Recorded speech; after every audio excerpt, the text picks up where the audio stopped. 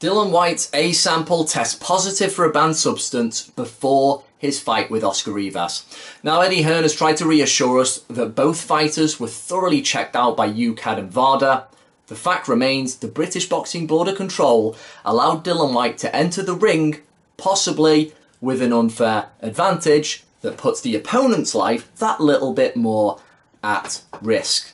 It doesn't matter if this is later found out to have been cannabis or cocaine. It is pretty rotten the way events have unfolded here. Now remember, we're dealing with prize fighting. I know the idea of VADA seemed like a distant entity that isn't involved, but I am sure that in many cases, and this may have been one here, people are getting paid off to allow the show to go on.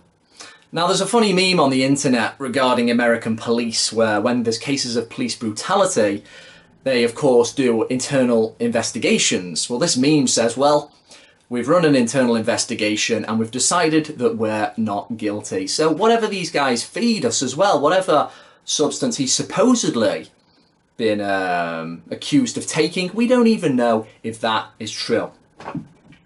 Another case, though, of possibly trying to gain an advantage brings to light one of the big questions, you could say cancers, of boxing, and that is just how many top-flight fighters are on performance-enhancing drugs. There is a documentary called If You Don't Take It, You Won't Make It.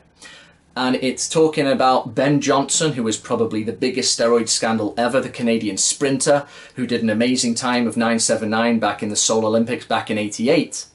But of course, it was his contention, as demonized as he was, that pretty much everyone else on the field was on them as well.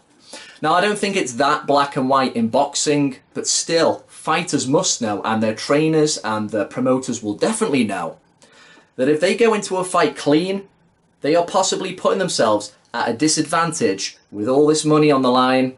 And of course, in boxing, if you lose a fight, your earning potential goes right down. It's not like football.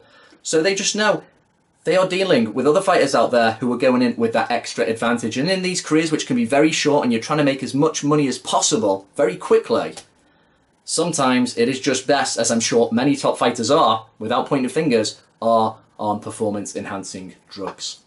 Now, in Dillian Whyte's case, I don't think this has stopped him becoming one of the top guys. I don't really rate him that much. I think Ruiz does him, for example.